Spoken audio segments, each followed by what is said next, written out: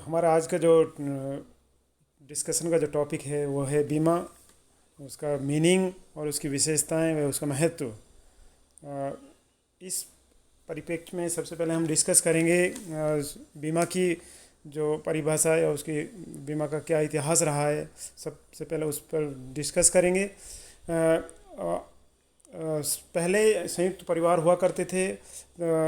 उस स्थिति में परिवार का यदि कोई परिवार की किसी सदस्य के साथ कोई आपदा या इस तरह किसी घटना दुर्घटना हो जाती या अपंगता हो जाती थी तो उसकी देखभाल का कार्य उसके परिवार के अन्य सदस्य करते थे। तो उस स्थिति में एक तरीके से जो अन्य परिवार के सदस्य थे वो उस अपंग व्यक्ति या उसकी दुर्घटनाग्रस्त व्यक्ति की समस्त जिम्मेदारियों का वहन वो करते थे, चाहे वो आर्थिक रूप से या चाहे उसको एक संबल नैतिक रूप से संबल प्रदान करना हो तो उसको संबल देने का कार्य करते थे ताकि परिवार के अन्य सदस्य उसका भार को सहन वहन करते हुए उसकी जिम्मेदारी का निर्वहन कर सकें। यदि हम जीवन बीमा के कॉन्टेक्स्ट में बात करें तो इसकी स्थापना ईसा पूर्व माना जाता है। रोम के लोग जीवन बीमा या कहें कि जीवन से संबंधित जोखिमों एवं उनकी सुरक्षा से संबंधित जो एक कार्य प्रणाली थी उससे परिचित थे, परंतु आधुनिक रूप से जीवन बीमा का प्रारंभ 1653 को लंदन में माना जाता है। लंदन में ही जीवन बीमा की शुरुआत श्री विलियम गिब्सन्स के जीवन पर आधारित 1 वर्ष के बीमा के रूप में की गई। इसी प्रकार लंदन में ही सामुद्रिक बीमा या कहें मैरिन इंश्योरेंस तथा अग्नि बीमा का प्रारंभ हुआ। एडवर्ड लायन नामक कॉफ़ी विक्रेता ने लंदन में पहली बार सामुद्रिक बीमा को एक आधुनिक रूप प्रदान किया तथा 1666 में लंदन में एक भीषण अग्निकांड हुआ जिसमें 13,000 के करीब घर जल गए, स्वाह हो गए। तो उस स्थिति में उन जोखिमों से बचाव के लिए लंदन में 1680 में एक फायर ऑफिस नाम की संस्था बनाई गई जो फायर या अग्नि बीमा से संबंधित दुर्घटनाओं को एक तरीके से सुरक्षा प्रदान कराने के लिए स्थापित की गई। यदि भारत के कॉन्टेक्स्ट में बात करें तो भारत में जीवन बीमा का प्रारंभ या भारत में बीमा का प्रारंभ या उसका स्वरूप माना जाए तो लंदन को माना जाता है। या जीवन बीमा की बात करें या सामुद्रिक बीमा की बात करें या अग्नि बीमा की बात करें तो उसका ओरिजिन या उसका जो स्वरूप आया है या उसका जो फॉर्म आया है वो इंग्लैंड से माना जाता है। भारत में सर्वप्रथम 1818 में कोलकाता या कलकत्ता में जीवन बीमा कंपनी के रूप में ओरिएंटल लाइफ इंश्योरेंस कंपनी की स्थापना के साथ हुआ। इसी प्रकार 1823 व 1829 व 1847 में अन्य जीवन बीमा कंपनियों की शुरुआत की गई। 1850 में ही कलकत्ता में साधारण बीमा व्यवसाय को शुरू करने या साधारण बीमा व्यवसाय के क्षेत्र में सबसे पहले जो कंपनियां स्थापित की वो ट्रिटॉन इंश्योरेंस कंपनी लिमिटेड की स्थापना की गई। 1871 में इसी सीरीज में Bombay mutual life insurance society नामक भारतीय संस्था की स्थापना की गई जो सामान्य दरों पर भारतीयों का जीवन बीमा करने लगी। 1912-1918 में अन्य बीमा अधिनियम बनाए गए, परंतु 1938 में सभी बीमा अधिनियमों को एकत्रित करते हुए बीमा अधिनियम 1938 बनाया गया जिसका मुख्य उद्देश्य था बीमा व्यवसाय को रेगुलेट करना, उसका नियमन करना या उसका डेवलपमेंट या विकास से संबंधित समस्त प्रक्रियाओं को एक लीगल या कानूनी रूप से उसको संबल देना या सहायता देना। 1956 में जीवन बीमा व्यवसाय का राष्ट्रीयकरण कर दिया गया जिसमें 245 देशी विदेशी कंपनियों को अधिकृत करके भारतीय जीवन बीमा निगम की स्थापना की गई। इसी प्रकार साधारण बीमा व्यवसाय में 1971 में 107 कंपनियों का अधिग्रहण कर भारतीय साधारण बीमा निगम की व इसकी 4 सहायक कंपनियों की स्थापना की गई। यदि भारत में बीमा क्षेत्र में लिबरलाइजेशन या उदारीकरण की बात करें तो 1993 में बीमा का उदारीकरण शुरू हुआ। मल्होत्रा समिति के गठन के साथ शुरू हुआ 1993 में, परंतु विधिवत रूप से 1 दिसंबर 1999 को लोकसभा में एक विधेयक पारित कर निजीकरण की प्रक्रिया प्रारंभ की गई तथा बीमा नियमन एवं विकास प्राधिकरण अधिनियम 1999 में बनाया। मार्च 2003 में साधारण बीमा की चारों कंपनियों को भी इससे पृथक कर दिया गया। अब वे स्वतंत्र रूप से अपना कार्य कर रही हैं। ये भारतीय इतिहास के कॉन्टेक्स्ट में एक लंबा जो एक इतिहास रहा है या उसका एक स्थापना का एक फेज़ रहा है। उस स्थिति में यदि उसके स्वरूप या उसकी जो ओरिजिनल या जो उसकी बेस को जाना जाए तो उसमें महत्वपूर्ण जो हमारे पास स्रोत रहे हैं वो लंदन से लिए गए हैं या इंग्लैंड से लिए गए हैं। तो ये तो हमारे बीमा के क्षेत्र में, चाहे वो साधारण बीमा व्यवसाय हो या जीवन बीमा व्यवसाय हो, एक इतिहास रहा है। अब हम बच्चों डिस्कस करेंगे कि बीमा है क्या। बीमा एक तरीके से यानी कि मानव जीवन या अनिश्चित एवं जोखिमों से भरा हुआ अनसर्टेनिटी है और रिस्क हैं। कोई भी चीज़ नियत नहीं है, निश्चित नहीं है, यानी कि बहुत सारी हम बात करें तो बहुत सारी अनिश्चितताएं हैं जीवन में। या हर आदमी अपने आप को इनसिक्योर या असुरक्षित फील कर रहा है। कोई व्यवसाय की बात करें या कोई बिजनेसमैन क्लास की बात करें या कोई बड़ा स्पोर्ट्समैन की बात करें या कोई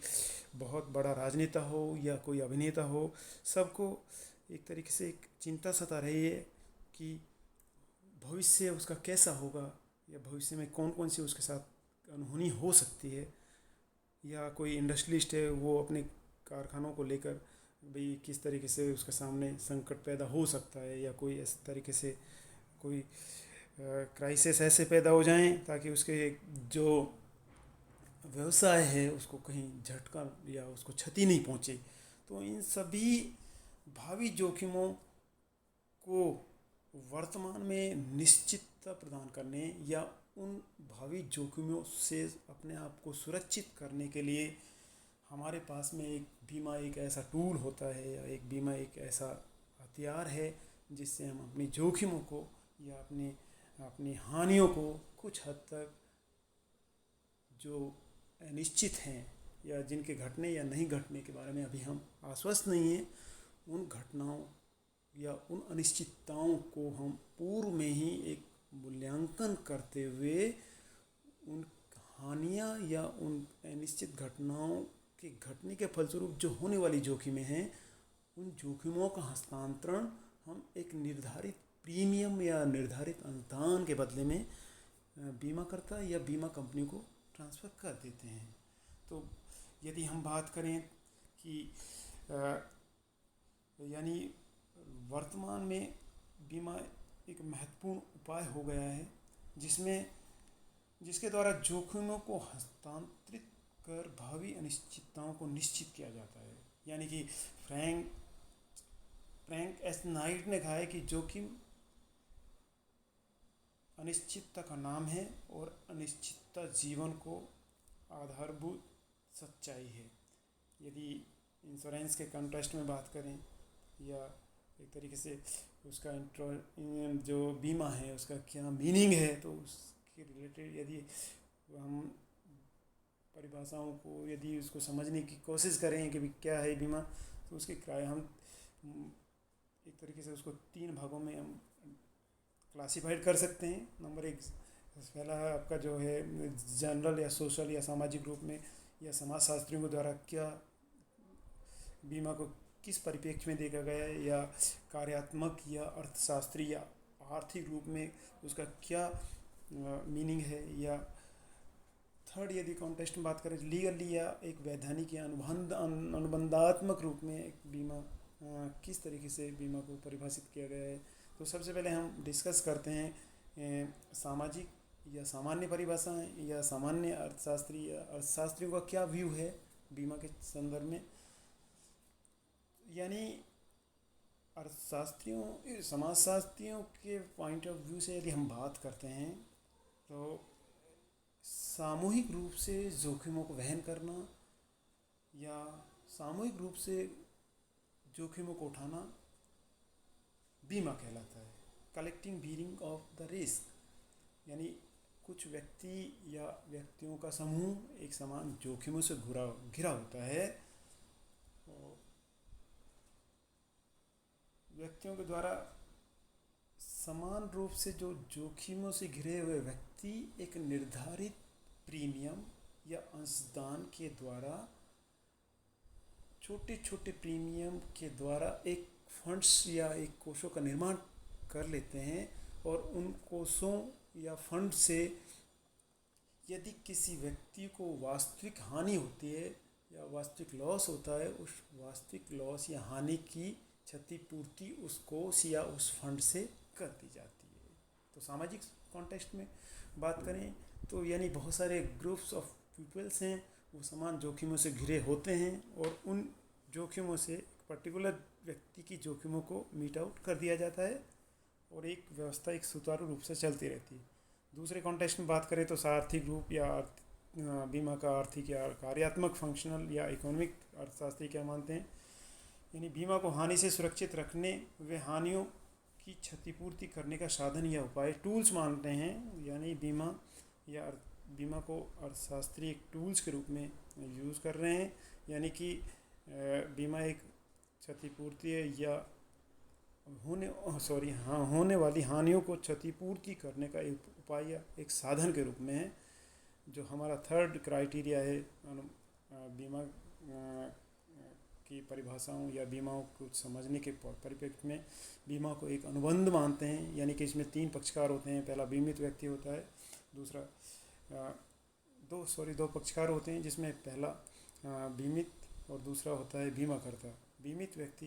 जिसे इंश्योर्ड पर्सन कहते हैं, एक निश्चित प्रीमियम बीमाकर्ता को देने के बाद में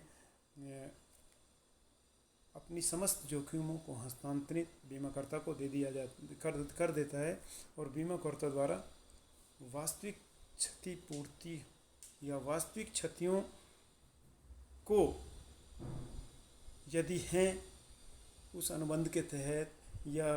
उस अनुबंध की शर्तों के तहत उस क्षति को मीट आउट किया जाता है या उस क्षति को पूरा कर दिया जाता है। तो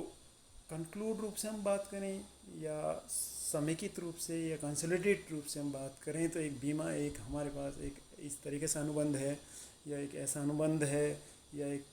हमारे पास एक सिस्टम है जिस सिस्टम के द्वारा बीमित व्यक्ति एक निर्धारित प्रीमियम या एक निर्धारित धनराशि जिसे हम प्रीमियम कहते हैं, प्रीमियम को या प्रीमियम का भुगतान बीमाकर्ता को पूर्व निर्धारित कारणों से होने वाली हानियों से सुरक्षा प्रदान करने के रूप में करता है। यानी कि कुछ एक जो निर्धारित शर्तें हैं उनका पहले से ही बीमाकर्ता के सामने या बीमाकर्ता को बता दिया जाता है कि भाई यदि सब्जेक्ट मैटर या कहें कि जीवन बीमा या अपना जनरल जो बीमा का जो सब्जेक्ट मैटर है, आपका अग्नि बीमा है या सामुद्रिक बीमा है या अन्य या विविध बीमे हैं, उन विविध बीमों में किसी तरीके की यदि जोखिम होती है पूर्व निर्धारित शर्तों के कारण या पूर्व तय शर्तों के कारण, तो उस स्थिति में उन जोखिम या उन हानियों की क्षतिपूर्ति बीमा करता एक निर्धारित अपने द्वारा स्थापित कोष से उसका निर्वहन या उसको पूरा कर दिया जाता है। यदि हम देखें कि बीमा क्या है या बीमा एक तरीके से एक टूल है या एक तरीके से संरक्षण का उपाय है या एक भविष्य में होने वाली जो अनिश्चितताएं हैं उनको निर्धारित करने का एक जरिया है। तो हम इन सभी को कंक्लूड करते हैं, हम इसकी कुछ एक विविध विशेषताओं को जानने का प्रयास करेंगे। तो सबसे पहले हम बीमा की जो पूर्व निर्धारित जो हमने डिस्कस किया है, जो हमने पहले से डिस्कशन किया है, उन सब को लेकर हम यदि उसके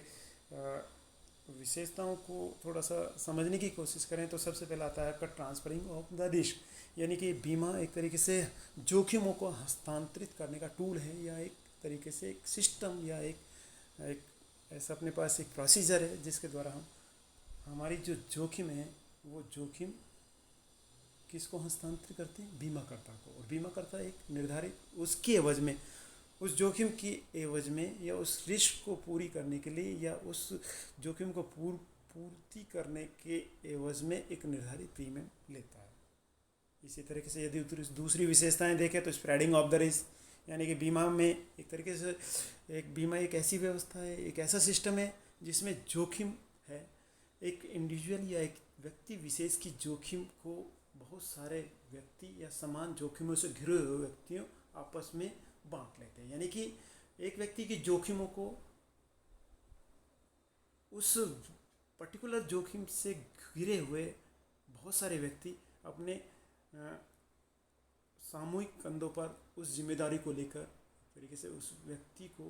क्षतिपूर्ति का प्रयास करते हैं। यानी जोखिमों का फैलाव है इसमें पर्टिकुलर, या कहें कि समान रूप से जोखिमों से घिरे हुए व्यक्ति उस जोखिमों को पूरा करते हैं। इसके बाद आपका थर्ड है प्रोटेक्शन अगेंस्ट रिस्क, यानी कि एक तरीके से जोखिम से सुरक्षा का एक टूल है, या कहें कि बीमा एक तरीके से जोखिम को रोकने का उपाय है, जोखिम से सुरक्षा का उपाय है। इसके बाद नेक्स्ट जब हम इसके कैरेक्टरिस्टिक्स को डिस्कस करते हैं तो उसमें आता है इसका एवोल्यूशन ऑफ रिस्क। इसमें आपका जो अनिश्चित या भावी जो आपकी जोखिमें हैं, यानी कि आप जीवन बीमा ले रहे हैं, या समुद्री बीमा ले रहे हैं, या अग्नि बीमा ले रहे हैं, तो उसमें आप वर्तमान में ही जो आप क्या क्या जोखिम हो सकती हैं, उनके कॉजेज़ क्या हो सकते हैं, कारण क्या हो सकते हैं, उन कारणों का यदि कारण घटित हो सकते हैं तो भविष्य में किस तरीके से हमारे पास डैमेज या किस तरीके से हानियाँ हो सकती हैं, उनका पूर्व में मूल्यांकन कर लिया जाता है। और उसके बेस या उस पूर्व मूल्यांकन के आधार पर ही, या आपकी प्रॉपर्टी है या आपका लाइफ है, उसमें जुड़ी हुई जोखिम कौन कौन सी हैं, उन जोखिमों की एवज में हमें कितना एक तरीके से कंपनसेशन करना पड़ सकता है, उस कंपनसेशन या भावी कंपनसेशन करने की एवज में हम पूर्व में निर्धारित हमें जो प्रीमियम लेना है बीमित व्यक्ति से, उसका भी निर्धारण किया जाता है। यानी कहने का मतलब ये है कि इसमें पूर्व निर्धारित जोखिमों का एक तरीके से जो निर्धारित जोखिम हैं, जो आपके जीवन में हैं या आपके सामान्य व्यवसाय के रूप में जोखिम हो, उनका पूर्व में ही आकलन कर दिया जाता है। नेक्स्ट यदि हम करके बात करें तो इसमें बीमा में केवल जो हमारी शुद्ध जोखिमें हैं उन्हीं जोखिमों का एक तरीके से हम बीमा कर सकते हैं।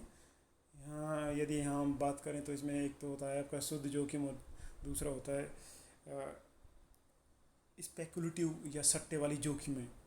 प्योर रिस्क की बात करें तो प्योर रिस्क वो जोखिम होती हैं जो जिनके किसी घटना के घटने या नहीं घटने पर दोनों ही बातें हो सकती है, घटने पर या नहीं घटने पर। घटने पर यदि घटनाएं घटती हैं तो नेचुरल है कि उसमें जो उसका सब्जेक्ट मैटर है उसमें उस यदि कोई क्षतिपूर्ति होती है या कोई लॉस होता है, उस लॉस की यानी कि वहन करना,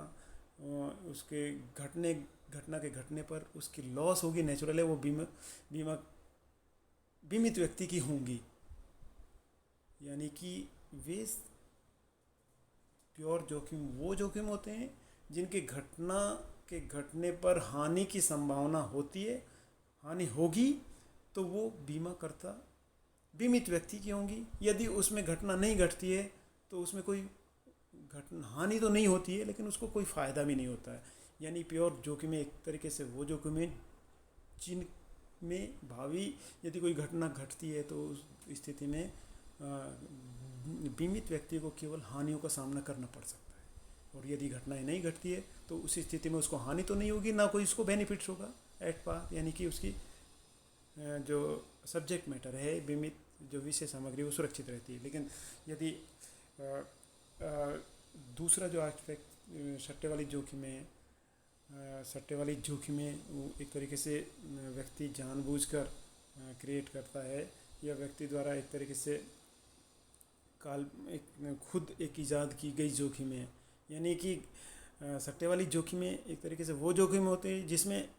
किसी घटना के घटने पर एक पक्षकार को लाभ होता है और दूसरे पक्षकार को हानि होती है। यानी सर दो मित्र हैं, फॉर एग्जांपल यदि बात करते हैं तो दो मित्र हैं, वो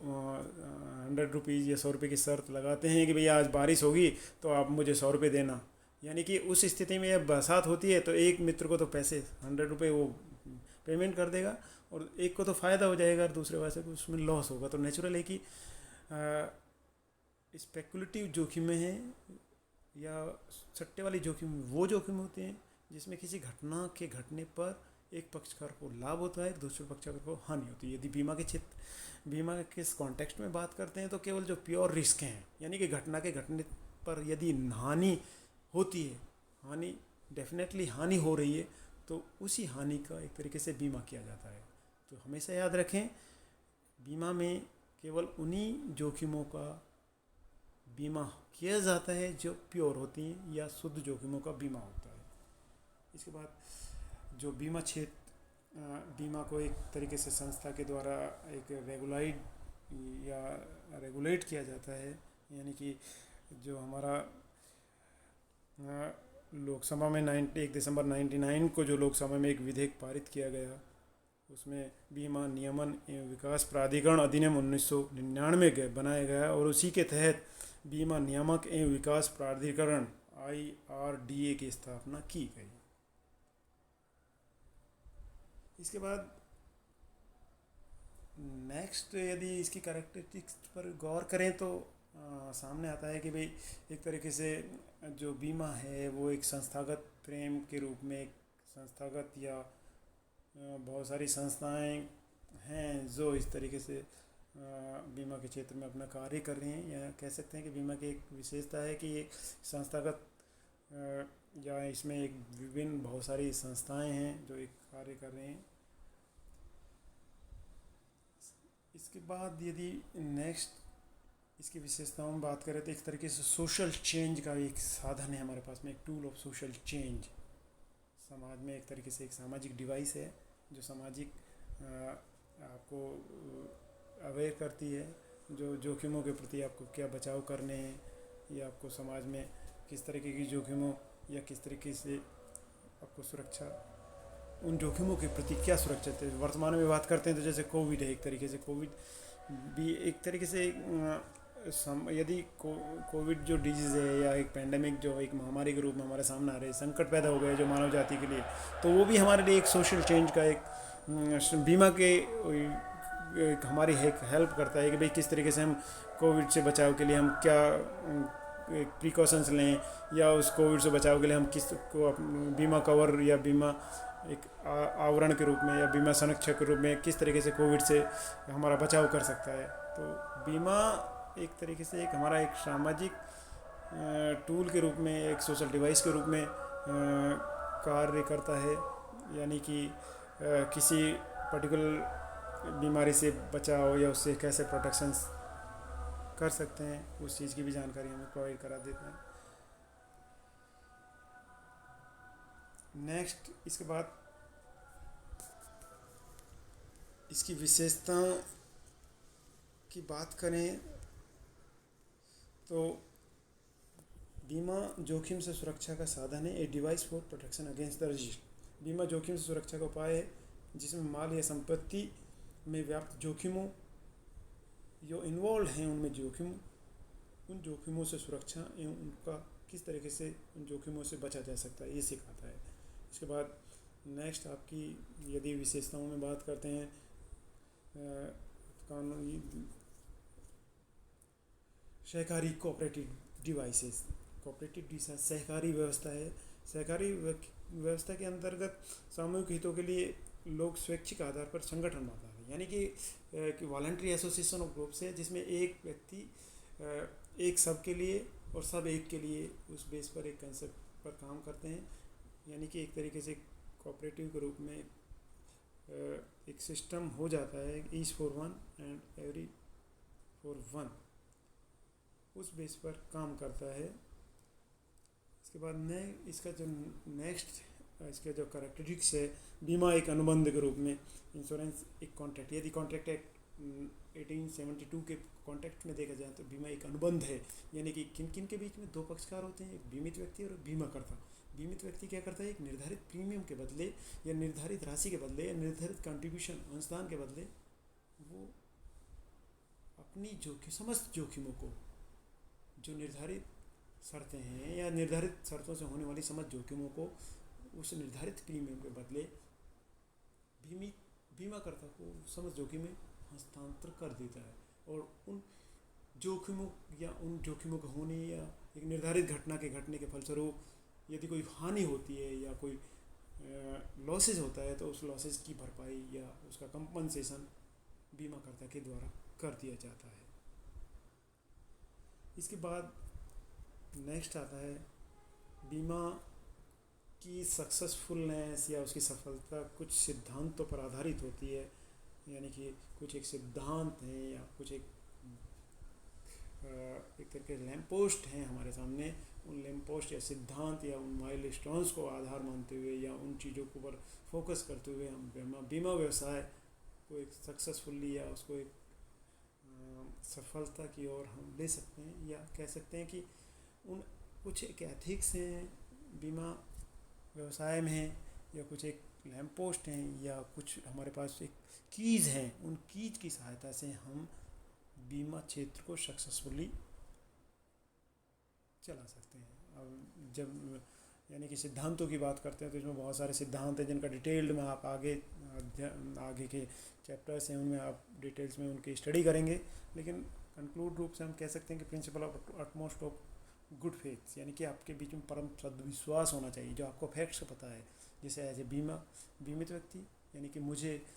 यानी मेरे जीवन का कोई बीमा कराना है या मेरे जीवन पर मुझे कोई ऐसी पॉलिसी लेनी है तो मुझे सारे के सारे जो इम्पोर्टेंट फैक्ट्स जो डिस्क्लोज़ करने होते हैं, मुझे क्या बीमारी है या वर्तमान में मुझे किस तरीके से संकट है या भविष्य में मेरे किस तरीके से लाइबिलिटीज़ हैं या किस तरीके से जोखिम मेरे ऊपर आ सकती हैं, उन सभी को एक तरीके से आपको डिस्क्लोज़ करना है। यानी कि आपको वर्तमान में क्या आपके साथ में आपको पूरी तरीके से उसी तरीके से बीमाकर्ता उसकी भी एक नैतिक जिम्मेदारी होती है कि वो भी आपकी जोखिमों की एवज में क्या आपसे प्रीमियम ले रहा है, कितना प्रीमियम ले रहा है, उसका कैलकुलेशन क्या है, सारा का सारा वो इम्पोर्टेंट डिस्क्लोज कर सके। तो आपके बीच में एक तरीके से आपसी विश्वास होना चाहिए। जो महत्वपूर्ण बातें हैं जो किसी बिज़नेस को या किसी व्यवसाय को या किसी डील को करने से पहले आपको ज़रूरी होती हैं, आप बीमाकर्ता के रूप में और बीमित व्यक्ति दोनों महत्वपूर्ण तथ्यों को डिस्क्लोज कर दें, जिससे पता लग जाए कि भाई हाँ ये आपका जो कॉन्ट्रैक्ट है या हमारे बीच में जो एक म्यूचुअल अंडरस्टैंडिंग है वो सही है और उसके बेसिस पर हम कॉन्ट्रैक्ट एग्जीक्यूट कर रहे हैं, कॉन्ट्रैक्ट करने। इसके बाद प्रिंसिपल ऑफ इंडेमनिटी, जीवन बीमा में प्रिंसिपल ऑफ इंडेमनिटी लागू नहीं होता है। आप जो बीमा जिस राशि का बीमा करा रहे हैं, जो सम आपने एश्योर्ड कराई है या एक जो आपने बीमित राशि का जिस राशि का आपने बीमा कराया है उस बीमा राशि का भुगतान बीमा अनुबंध की शर्तों के अनुसार या तो आपको क्या है आपकी मैच्योरिटी पर मिलता है। आपके 10 साल की पॉलिसी लिए तो 10 साल बाद आपको, या आपने 20 साल की कोई पॉलिसी अपने जीवन पर आधारित लिए तो 20 साल बाद आपको उसका पेमेंट भुगतान मिल जाता है। लेकिन यदि आपकी इन बिटवीन उसका टेन्योर 10 या 20 साल पॉलिसी का रहता है और इन बिटवीन आपकी उसमें डेथ हो जाती है तो उस स्थिति में उसकी परिपक्वता अवधि वो मानी जाती है जिस दिन बीमित व्यक्ति की डेथ हुई है, तो उसी समय उस राशि का भुगतान कर दिया जाता है। लेकिन अग्नि बीमा और समुद्री बीमा में यदि बात करें तो वहाँ पे एक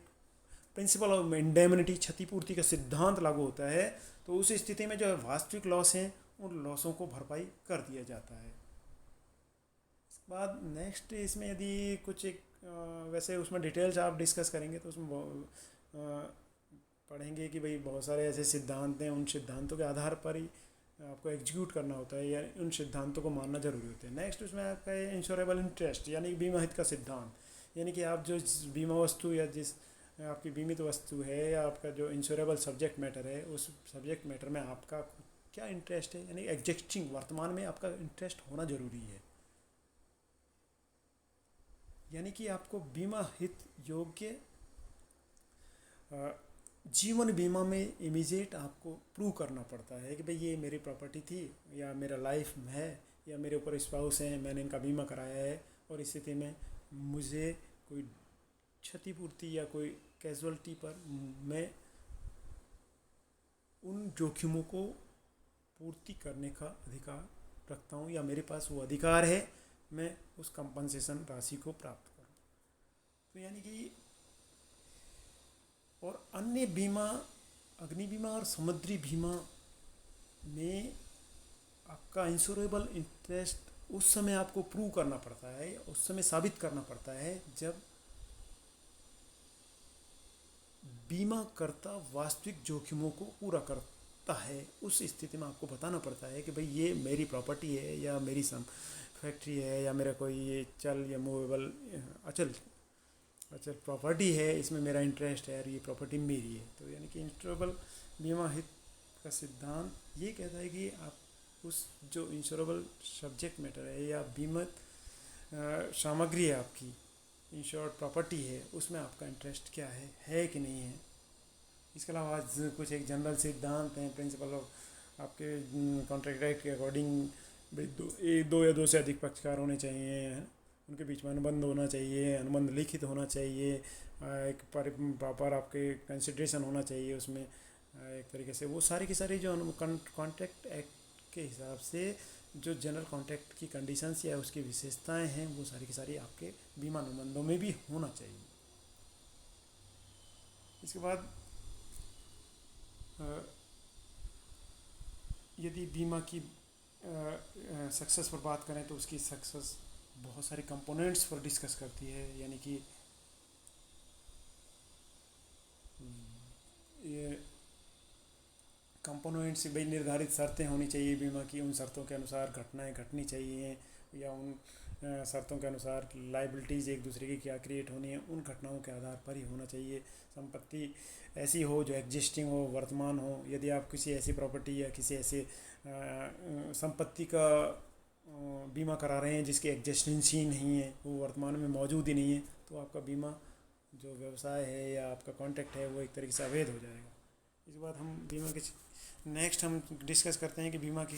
जो इम्पोर्टेंट जो टर्म है, जो एक तरीके से आपको कॉन्ट्रैक्ट बीमा को आप एक इंट्रोडक्टरी के रूप में या इंट्रोडक्शन से पहले आपको जानना जरूरी होता है। तो सबसे पहले बीमा अनुबंध, what do you mean by insurance contract. ये नहीं, बीमा अनुबंध एक ऐसा अनुबंध है जिसमें बीमा करता एक निश्चित प्रतिफल प्रीमियम, जिसे कंसिडरेशन कहते हैं, के बदले बीमित को पूर्व निश्चित कारणों से होने वाली हानि की क्षतिपूर्ति या किसी विशेष घटनाओं के घटने पर एक निश्चित धनराशि के भुगतान का वचन देता है। नेक्स्ट आपका है इंश्योरर, जिसे बीमा करता कहते हैं। बीमा करता वह व्यक्ति होता है जो दूसरे व्यक्ति की जोखिमों, यानी कि बीमित व्यक्ति की जोखिमों, जो पूर्व निर्धारित जोखिमें हैं या पूर्व निर्धारित फैक्ट के कारण जो जोखिम है या जो हानि होती है, उन हानि को पूर्ति करने का वचन देता है। नेक्स्ट है आपका बीमित अथवा बीमाकृत, वह पक्षकार जो बीमित विषय वस्तु का स्वामी होता है, बीमा वस्तु में बीमा योग्य हित होता है तथा वह व्यक्ति प्रीमियम का भी भुगतान करता है। यह व्यक्ति कोई संस्था भी हो सकती है, व्यक्ति हो सकती है, फर्म हो सकती है या कंपनी हो सकती है। नेक्स्ट है आपका बीमा की विषय वस्तु, सब्जेक्ट मैटर ऑफ इंश्योरेंस। दो हो सकते हैं आपके। जीवन बीमा में व्यक्ति का जीवन हो सकता है, इसी तरीके से अन्य बीमा यानी कि सामुद्रिक बीमा और अग्नि बीमा में संपत्ति का बीमा किया जाता है। नेक्स्ट है आपकी जो इम्पोर्टेंट टर्म्स है बीमा व्यवसाय के रूप में, वो है आपका प्रीमियम एक तरीके से वह प्रतिफल है, कंसिड्रेशन है जो बीमाकर्ता बीमित से वसूल करता है या बीमित व्यक्ति अपने निर्धारित जोखिमों से बचने के लिए एक निश्चित राशि या एक निर्धारित राशि का भुगतान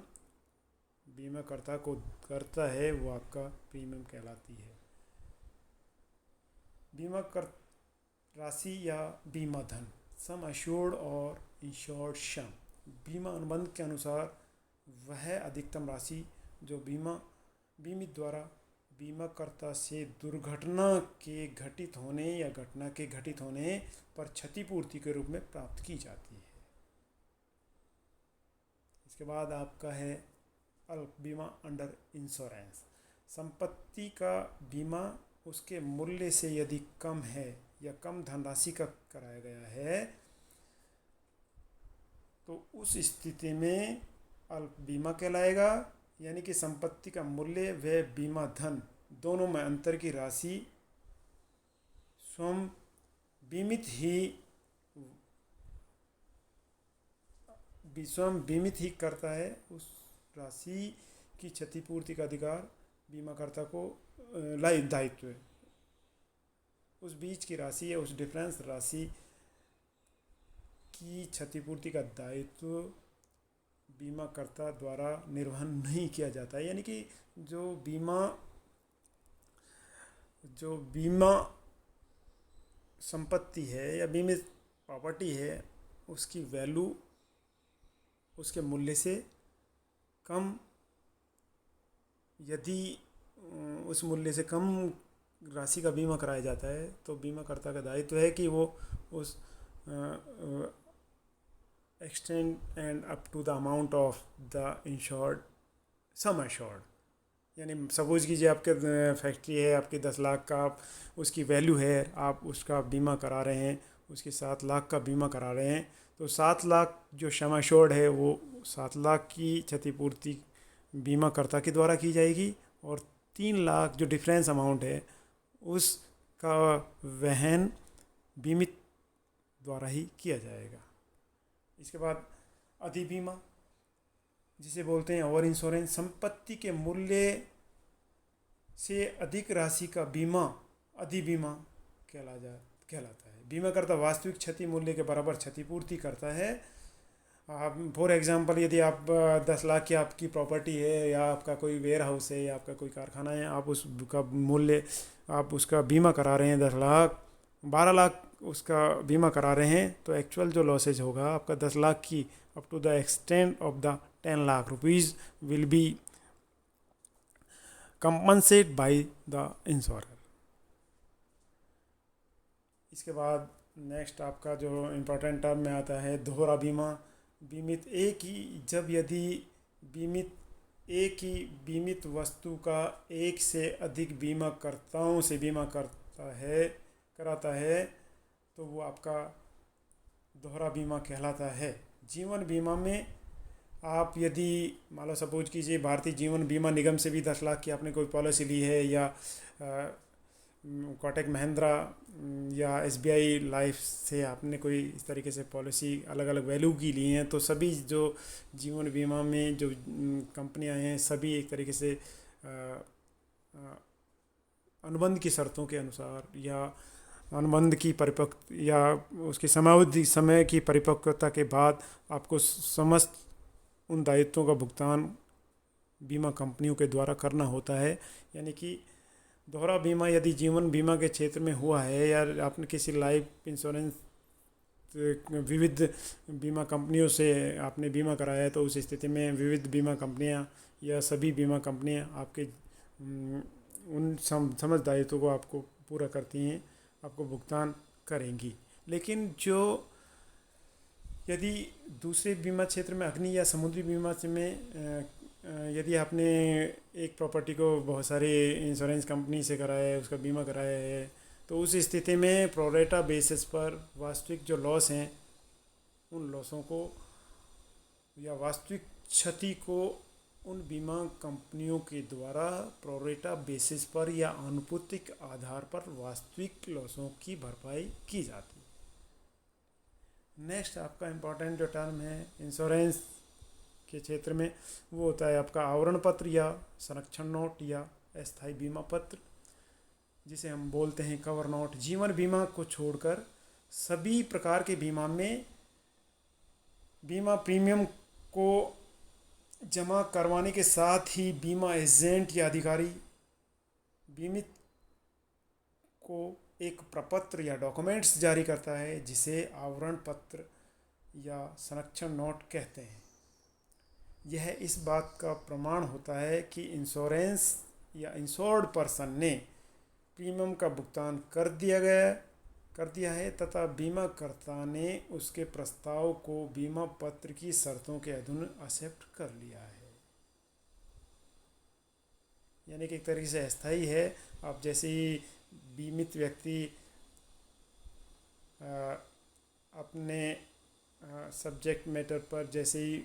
अपना प्रीमियम का भुगतान करता है, और तो उस स्थिति में बीमाकर्ता ये मानते हुए कि भाई इस बंदे ने या इस व्यक्ति ने उस सब्जेक्ट मैटर की जो निर्धारित प्रीमियम है उसका भुगतान कर दिया है, तो ये मानते हैं कि भाई उसको बाद में एक स्थायी पॉलिसी रिलीज कर दे देंगे कि भाई, लेकिन ये इसने जो वर्तमान परिप्रेक्ष्य में या एट ए टाइम इसने सारी की सारी कंडीशंस जो इंश्योरेंस कॉन्ट्रैक्ट की है वो सारी की सारी कंडीशंस मान ली है। इसके बाद नेक्स्ट है आपका बीमा पत्र। इंश्योरेंस पॉलिसी एक इंश्योरेंस पॉलिसी यानी कि कहें कि एक तरीके से रिटर्न डॉक्यूमेंट्स होता है, लिखित प्लेक होता है, जिसके द्वारा बीमित और बीमाकर्ता के बीच बीमा अनुबंध किया जाता है। केवल बीमाकर्ता के सिग्नेचर होते हैं।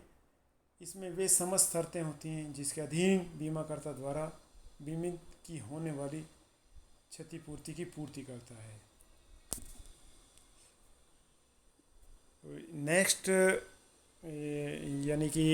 हम बात करें तो इंश्योरेंस एक तरीके से वर्तमान परिप्रेक्ष्य में या जो इस तरीके के हालात पूरे विश्व में चल रहे हैं, उस स्थिति में एक तरीके से एक जागरूकता के टूल के रूप में अपना जागरूकता के टूल के रूप में एक सामने आया है। जिस तरीके से लोग डिजीज़ या एक तरीके से कहें कि कोविड-19 के तहत जितने भी एक तरीके से भयंकर महामारी या जो बीमारी हो रही हैं, उनसे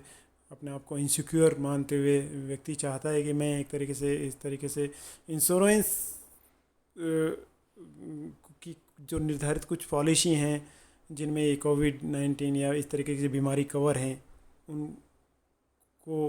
उस कवर नोट या उस बीमारी से बचाव के लिए एक तरीके से मैं खुद सुरक्षित रहूं या मेरे परिवार भी सुरक्षित रहें। तो उस स्थिति को भांपते हुए व्यक्ति चाहता है कि भाई ये बीमारी मुझे एक तरीके से पूरा कवर नोट या कहें कि मुझे एक संरक्षण कवर प्रदान करें, जिससे कि मैं और मेरा परिवार सुरक्षित रह सके या मेरी गैर मौजूदगी में मेरे परिवार को आर्थिक संकट या इकोनॉमिक जो हैज़ार्ड्स हैं उन संकटों का सामना नहीं करना पड़े।